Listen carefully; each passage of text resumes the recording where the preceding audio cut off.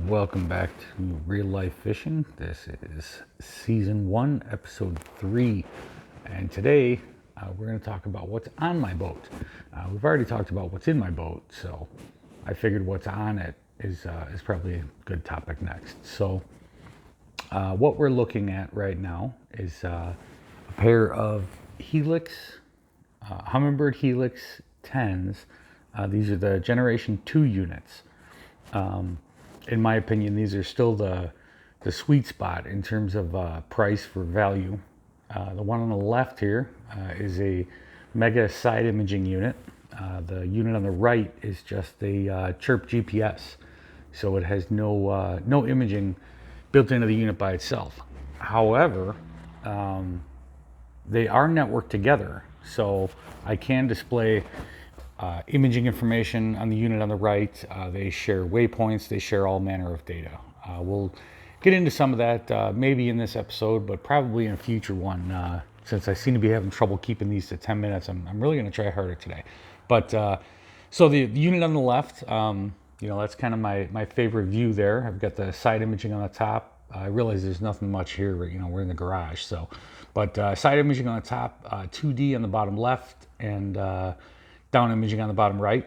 And then this graph over here, I like to keep the map up on this one most times, unless I'm on water that I really know, or I'm on big water where I'm not worried about, suddenly driving up into a shallow spot. I like to have the map up. But if I'm out in water I know really well, or I'm in big water and I'm looking for structure, I'm looking for schools of bait fish, I can display the right side image on this graph, and I can display the left side image over here, right? So I'll have a full 10-inch screen to display, one side of the imaging, which is really, really nice.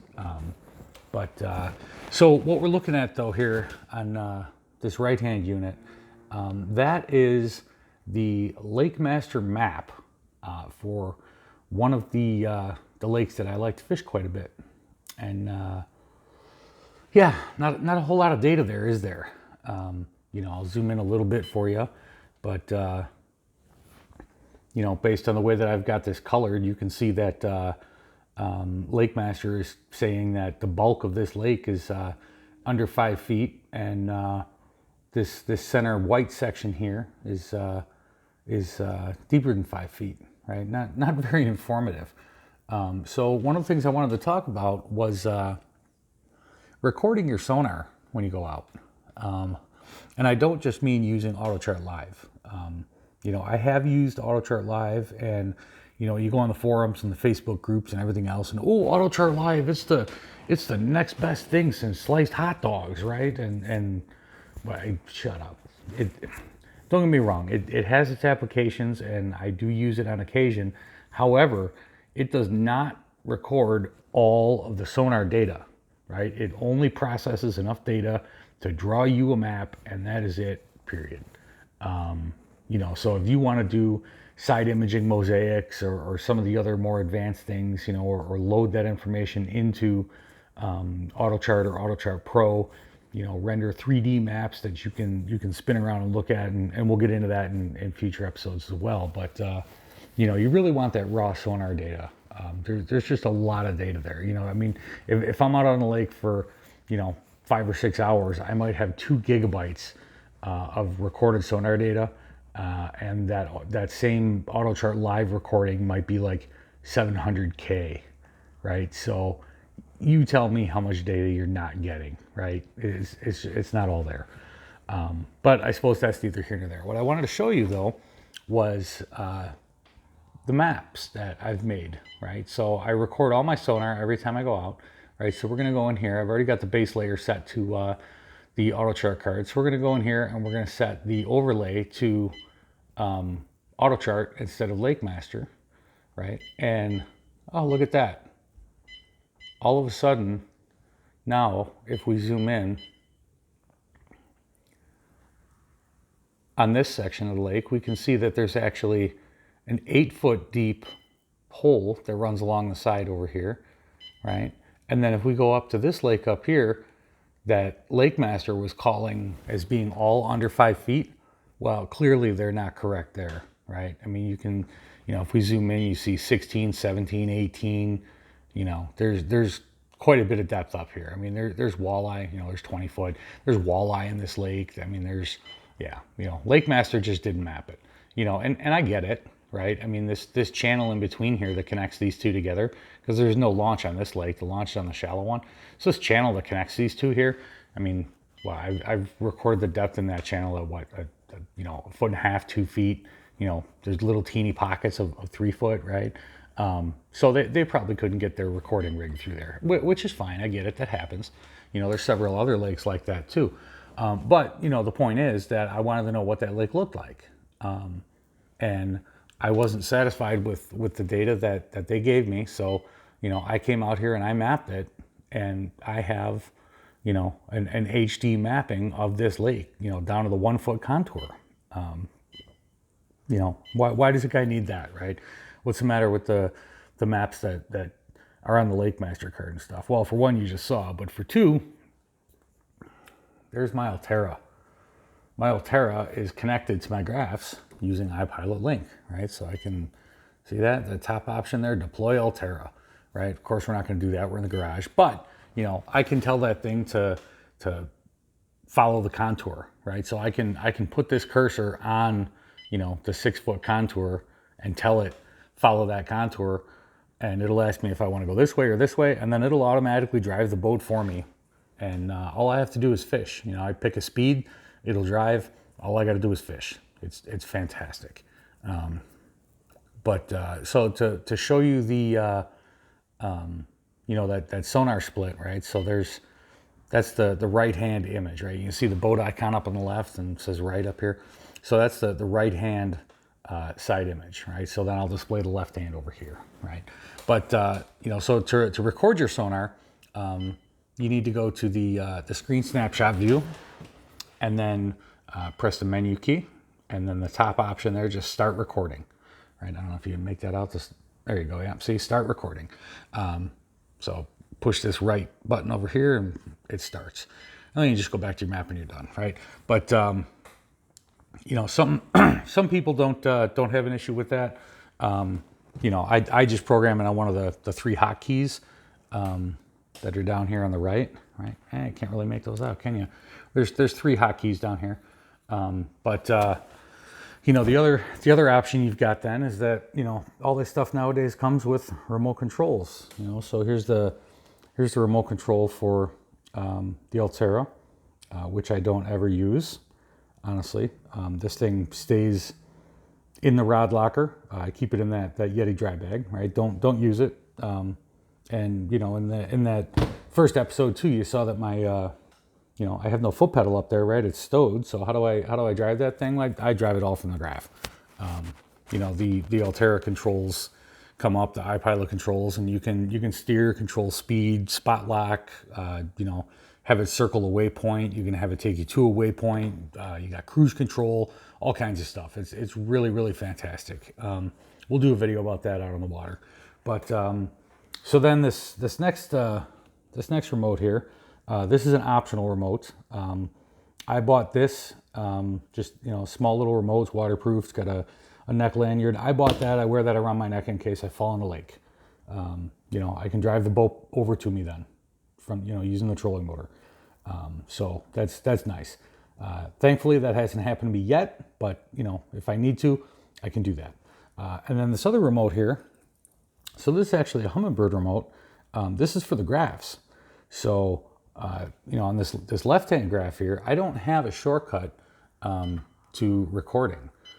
I've just got different views set up, right? So how do I record then? You go cycle through all the different views, right? Look at all this stuff here until you get to the view to start the recording, right? Or I programmed this remote here, right? So I just push this button here on the left, menu button, and watch what happens when I do that.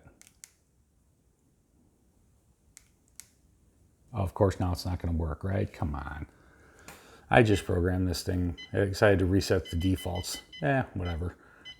Wireless remote. You guys will get to see how this works. Yeah, so there we go. So side imaging, menu key. Yeah, sonar recording. Should be working. Let's see. Ah, there we go. Sonar recording on. And then you'll see across the bottom that it, recording. See? Flashes at you like that. And then you want to turn recording off, push the button again. Sonar recording off. It's that easy. You know, so I've got some buddies that I'm constantly chasing after them. You know, hey, make sure you record your sonar, right? Record your sonar. They don't, you know, so they don't get the benefit of that. You know, I offer to make the maps for them for free, process their data for them. I'm, you know, whatever, as a favor. They don't do it. But, you know, so if you look in the menu here, though, under that wireless remote, there's a lot of different options, and you can define them based on which view you're looking at, right? So we had the side imaging highlighted, right? So I went there. But so you can define, you know, when you press that menu key, what's it going to do? You know, you've got plus and minus keys on there. You know, you can adjust chart speed, sensitivity, contrast, whatever. You know, this is all completely customizable and programmable. They're really, really nice. I honestly can't tell you what those remotes go for. I got them on a forum online, and I don't even recall what I paid for them. I bought a pair of them.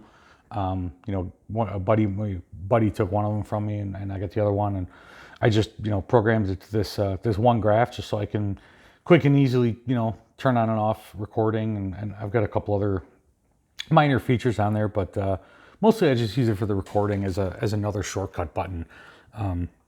You know, because the other thing too is that when I'm recording, I don't like to record a single solid track, you know, for 8 hours if I'm on the lake that long.